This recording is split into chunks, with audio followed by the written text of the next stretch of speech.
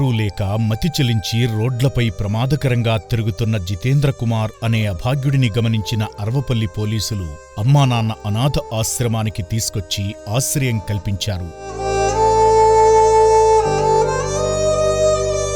అనారోగ్యం నుంచి కోలుకున్న తరువాత పునర్జన్మ కార్యక్రమంలో భాగంగా మట్టిపట్టిన జుట్టును తొలగించి శుభ్రంగా స్నానం చేయించి మీలాంటి దాతలు వితరణ చేసిన బట్టలు ధరింపజేయగా మామూలు మనిషిగా మారాడు.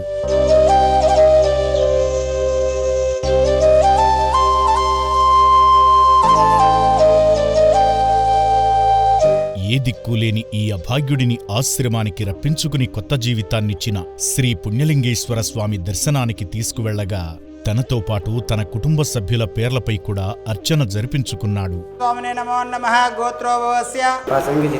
పాచంగి జితేందర్ కుమార్ నామధేయస్య విఠలరావు నామధేయస్య దశరథ నామధేయస్య జశరాజ్ నామధేయస్య యువరాజ్ నామధేయస్య రజనీ నామధేయస్య పద్మాబాయి నామధేయస్య अस्माकं सह कुटुंबानां क्षेम स्थैर्य विजय वीर्य अभय आयु आरोग्य ऐश्वर्याभिवृद्धिरस्तु श्री पुण्यलिंगेश्वर स्वामी सन्निधौ.